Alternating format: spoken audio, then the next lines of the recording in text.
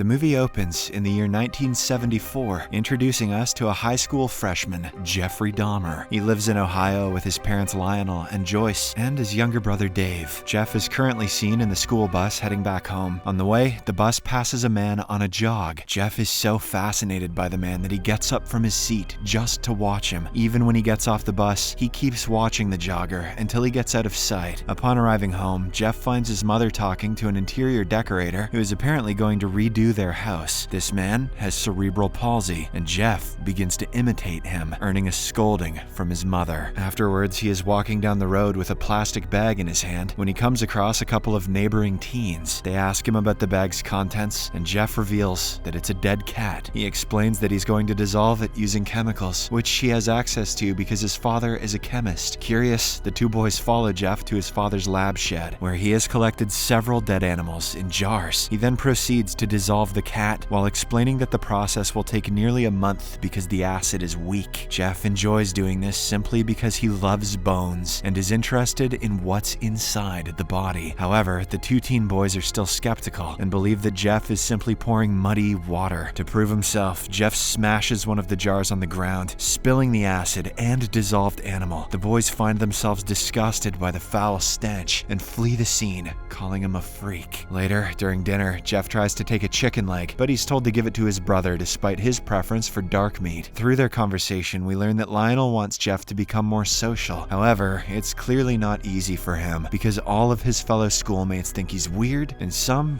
even bully him. The only one who talks to him is an awkward boy, just like him. The following day at school, the awkward boy comes to sit next to Jeff during lunch. He asks if he wants to go to a concert together, which Jeff agrees to. They must be going to see Imagine Dragons. Later, during biology class, Jeff seems to be fascinated by a preserved animal inside a jar. As a result, he creepily steals it and takes it to his father's laboratory shed after school. When he gets back home, he hears his parents arguing over Joyce's decision of going back to work. Lionel claims that she just got out of a mental hospital and is in no condition to do so, but the latter dismisses his concern. Jeff then tenderly guides his little brother away so that he won't have to listen to all of this. The next day, he exits the school after his band practice and finds his only friend being harassed by two bullies. Despite this, Jeff opts to walk away, not wanting to get himself in trouble. Later, Lionel returns home early from work and learns from Dave that Jeff has been in his shed for hours. Infuriated by his lack of social progress, Lionel drags a trash can to the shed and bursts in. He discards all of Jeff's collection, ordering him to stop this and be more normal. Moreover, Lionel also resolves to dismantle the shed for good. This leaves Jeff devastated, as it's the sole place where he finds enjoyment. Now I'm gonna have to start killing people, Dad. Upon returning home from school the next day, Jeff discovers that his father has indeed demolished the shed, as promised. Nonetheless, he digs through the wreckage and salvages a few animal bones. Sitting by the roadside, Jeff rolls the bones in his hands and watches the jogger run by. Later, at home, he is approached by his father, who apologizes for being harsh earlier. He explains that he doesn't want Jeff to end up like him, who spends too much time in labs and doesn't have many friends. As a gesture of reconciliation, Lionel presents Jeff with dumbbells so that he can work out and hopefully get a girl's attention someday. The teenager accepts the gift and begins working out, but he still hasn't given up on his interests. He secretly spends his days out in the woods, trapping animals in hopes of collecting their bones. One day, a history teacher asks Jeff a question, but the latter fails to come up with an answer. When the teacher presses him, he speaks in a silly voice, imitating his mother's interior designer. Surprisingly, his act gets the entire class laughing, and Jeff sees this as an opportunity to make friends. Just imitate people with cerebral palsy all day, every day. As a result, he makes weird noises and gestures while walking down the hallway later. Oh, he even pretends to have a seizure to get everyone to laugh, which actually works. Eventually, this becomes a thing that he's known for. Hey, sold epigepsy. One day, a group of boys named John, Neil, and Mike, who think he's hilarious, ask him to join them for lunch. The trio finds it so funny that they decide to form the Dahmer fan club. The four of them get along so well that they begin coming up with epic pranks to liven up their senior year. They start by getting Jeff to make random noises in the library and blame it on someone else. Next, they run down the hallway pretending to have seizures. In the midst of Jeff's seemingly improved social life, he discovers that his former drug addict mother is having a relapse. He tells her to go to the doctor, but she brushes him off. Despite being worried, Jeff goes along with his days. One day, while he's out fishing with his friends, he manages to catch one. His friends ask him to let the poor fish go, but Jeff violently cuts it open, freaking them out. It's just a prank, guys. In the next scene, the four friends are thinking of an epic prank for the school's yearbook. During this, Jeff comes up with an idea that he should be placed in every club photo, despite the fact that he's in none of them. The group thinks that it's a brilliant idea and agrees to do the same. The very next day, they carry out their plan. Jeff is placed in every photo. While everyone smiles, he has a flat, monotone look on his face. After school, Jeff brings John home to excitedly announce to his father that he's joined a lot of clubs this year. However, his father is too busy arguing with his mother. The fight eventually makes John feel awkward, so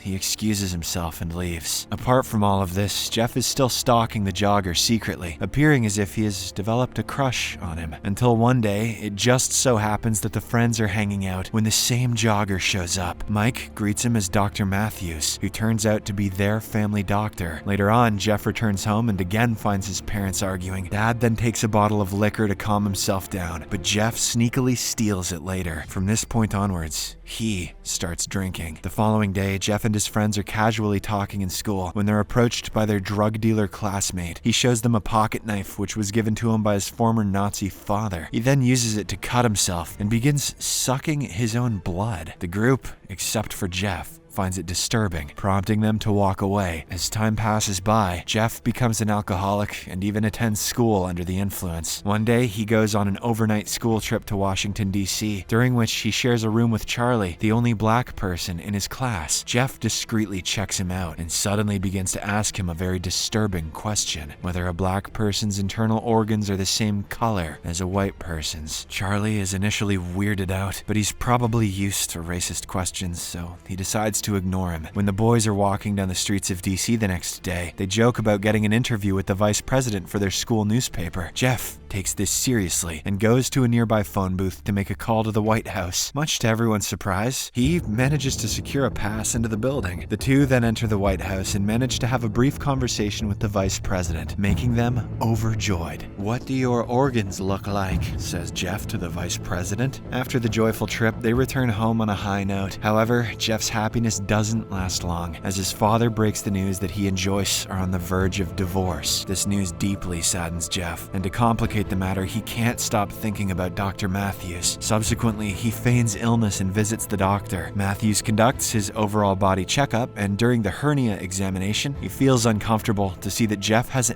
an erection. In the aftermath of this incident, Jeff becomes aware of his sexuality, so he keeps himself silent when his friends talk about girls. Eventually, his friends pick up on how odd and distant he's been. The scene then cuts to the day when the yearbook photos finally get printed. The boys laugh upon seeing Jeff in every single photo, but when the teacher notices this, she uses a marker to blot him out of the photos. In the meantime, Jeff is drowning in both his parents' impending divorce as well as his sexual awakening. To comfort himself, he locks himself up in his room and imagines himself cuddling Matthew's body. On the other hand, Jeff's friends are hanging out when a couple of their classmates tease them for being boring, since they aren't with Jeff lately. Feeling challenged, John bets that he can get Jeff to perform a fake seizure at the mall this weekend. Neil isn't happy to hear this, because he feels like they're using Jeff as their entertainment toy. However, John goes on with his plan and bribes Jeff with some money to get him to say yes. The scene then fast forwards to the weekend day where the boys head to the mall. There, Jeff performs his seizure act while his friends stand back and enjoy. One of them even records it as Jeff proceeds to humiliate himself for their entertainment. This goes on for a while until Jeff gets tired of all of this. He seems to realize that he's just a spectacle to these teen boys. To add to his stress, Jeff returns home and learns from his mother that the divorce has been finalized and that his father is getting the house. A few days later, the entire school starts to talk about prom. During this, Mike makes fun of Jeff, saying that there's no way any girl would want to go to prom with him. This offends Jeff, so he goes right ahead and asks a fresher named Bridget to prom. She initially refuses, as he always does weird things, but he somehow manages to convince her with his goofy nature. Finally, the prom night arrives, and Jeff makes it to the venue with Bridget, leaving his friends surprised. But when it's time to dance, Jeff grows uncomfortable as he's not attracted to girls. Thus, he excuses himself and leaves the venue, abandoning Bridget. The following day, Jeff returns home from school, only to find his mother stuffing her belongings into her car. Turns out she and Dave are leaving to live with their relatives. This breaks Jeff's heart because they won't be present for his graduation. He doesn't let his emotion appear on his face, but he bursts out in tears after they leave. On graduation day, Jeff doesn't look excited, but his father is there to cheer him up. Lionel expresses his pride in Jeff and also hands him the keys to the family car. Later that evening, John is driving when he spots Jeff walking alone by the side of the road. He offers him a ride home, which the latter accepts. John then notices blood on Jeff's fingernails, but the creepy teenager simply claims that it's paint. Shortly after, they arrive at Jeff's place, and he invites John inside for a beer, but